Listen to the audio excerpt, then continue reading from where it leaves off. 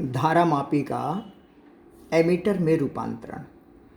Ammeter जो कि किसी भी वायर में धारा को मापने का काम करता है, तार को बीच में से तोड़कर उसी के साथ में एमीटर जोड़ दिया जाता है। अब चूंकि अगर इसका अपना ज़्यादा प्रतिरोध हुआ तो पूरी परिपथ की धारा को ये प्रभावित करेगा, इसलिए इसका प्रतिरोध नगण्य होना चाहिए।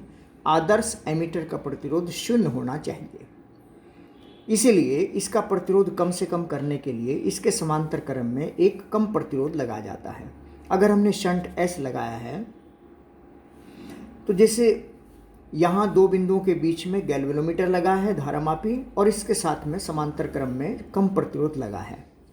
अगर इसमें धारा IG और इसमें I माइनस IG होगी, विभवांतर समान होने से IG इंटू G बराबर I minus IG into S। यहाँ से S का मान ज्ञात हो जाएगा। S का मान इस बात पर निर्भर करता है कि धारामापी को किस परास के एमीटर में परिवर्तित करना है। जैसे एकांकिक प्रश्न देखिए, एक धारामापी का प्रतिरोध 25 ओम है। इसे 1.01 एम्पियर की धारा से इसका पूर्ण संकेतक पूर्ण विक्षेप देता है, यानी अधिकतम धारा इतनी इसमें प्रवाहित की जा सकती है। इतनी धारा होगी तो पूरे डायल पर विक्षेप होगा। इसे 10 एम्पियर परास के एमीटर में कैसे बदला जा सकता है, यानी हम 10 एम्पियर की धारा प्रवाहित करें और इसमें केवल 0.01 एम्पियर की धारा ही प्रवाहित हो। तो उपरोक्त सूत्र के आधार पर S equal to IG upon I minus IG into G है। तो S का मान हमारा ये आ गया है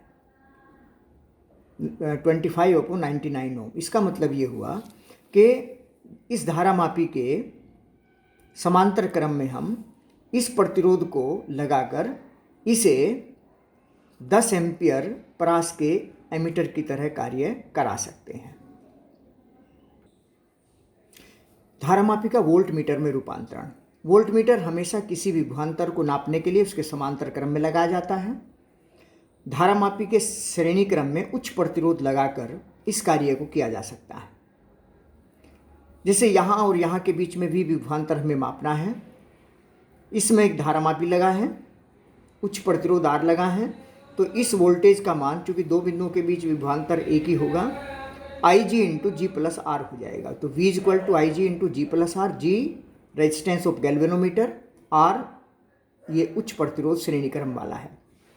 तो यहाँ से R का मान V upon IG minus G हो गया। R का मान इस बात पर निर्भर करता है कि वोल्ट मीटर की परास हमें क्या रखनी है। जैसे एकांकिक प्रश्न देखिए, यह अंकिक प्रश्न है, 12 ओम प्रतिरोध का एक धारामापी इतने एम्पियर धारा के लिए पूर्ण विक्षेप देता है। अगर इतनी धारा उसमें प्रवाहित हो तो उसके डायल पर पूरा विक्षेप होता है। इसे 10 वोल्ट के वोल्ट मीटर में बदलना है। वोल्ट मीटर में बदलना है तो R का मान V upon IG minus G होना चाहिए। तो इसी आधार पर R का मान V upon IG minus G। V हमें 10 वोल्ट नापना है इससे। IG इसमें धारा अधिकतम इतनी ही प्रवाहित होनी चाहिए। इस अधिकतम धारा से पूरे डायल पर विक्षेप होगा।